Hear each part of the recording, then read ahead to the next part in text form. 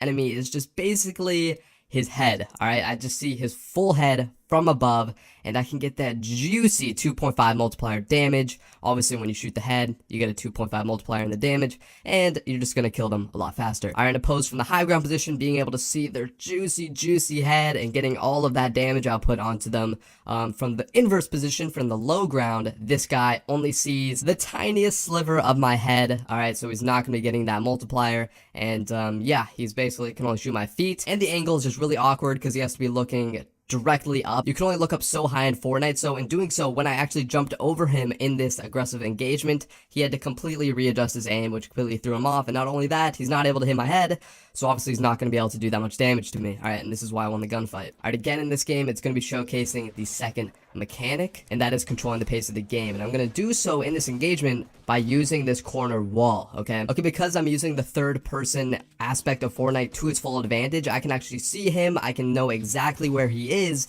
without the enemy being able to see me. Alright, I can see him, he can't see me, and that is a really big advantage. This guy basically had no chance to kill me, just basically setting myself up in the situation. I had a pretty much 99% chance of winning this gunfight. You'll see, because I'm using the corner of this wall, I get to decide when I want to engage, when I want to disengage, and the opponent has absolutely no say in the matter. Alright, he engages with me when I engage with him. He disengages when I disengage, alright? So basically, what I thought of here, taking into account that I want to be controlling the pace of the gunfight, the first time I peeked out, I got a shot on him, and he had no idea that I was even there. And guys, like I said, mechanic 2, controlling the pace of the fight, very important. As you guys can see from his POV, when I step out to take the first shot, I get a connection on him, and he takes a shot in my general direction. Now, what this does is he has to wait for his tac to repump, alright, to re-engage so that he can shoot it again, and I knew this. So I'd peek out, take a shot, get behind cover, and then he was able to shoot. And right after I'd hear his shot, I'd peek out again, take another shot, and he'd shoot again.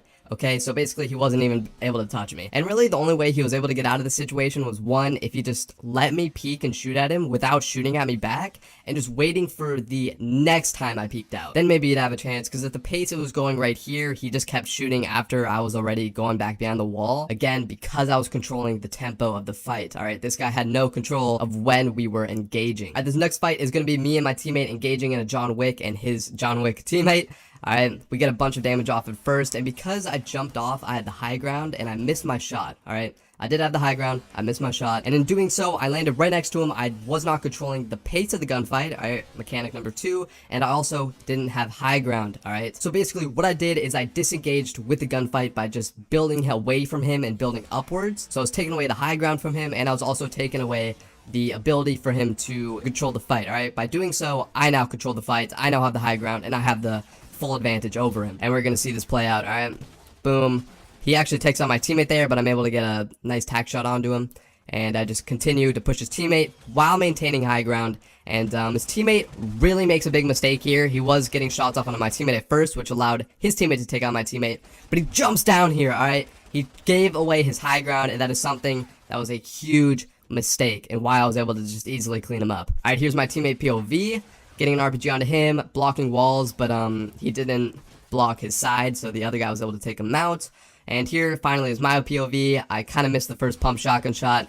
I disengage, get high ground, easy pump shot onto him. It was a pump shot, actually.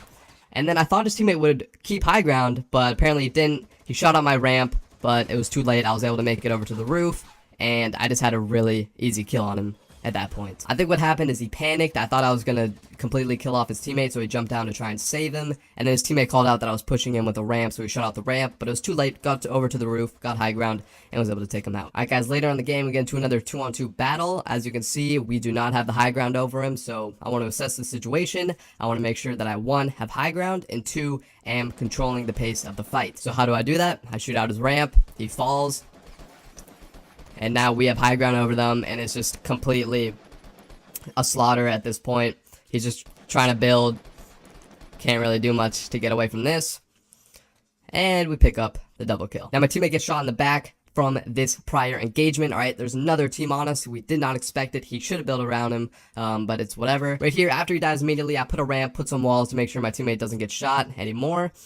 Just make sure it doesn't go down. This guy has high ground. Again, I assess the situation, I shoot down his ramps, And yeah, I'm just kind of playing this right now. Now, in this situation, I didn't exactly have high ground, but I did control the pace of the fight. In doing so, because I was crouched, I was able to use the third person mechanic to see what he was doing, and he was just fully exposed out there, so I knew because I wasn't exposed that I controlled the pace of the fight. Now I did both here, okay? I was crouching, I was looking over with a third person aspect of the game, and when I finally decided it was time, I peeked up, took a few shots, and double dinked him for the kill. Alright guys, lastly, the last battle I could use for this game I was in.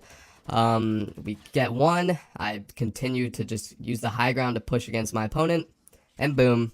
Get an easy kill. It's really that easy, guys. Again, in this engagement, I have the high ground, and I'm also controlling the pace of the fight. If you guys really don't understand what I mean by controlling the pace of the fight, it's really, really important. Alright, because I was able to build above him, and he had basically no cover. Alright, he had absolutely no cover. He's wide in the open.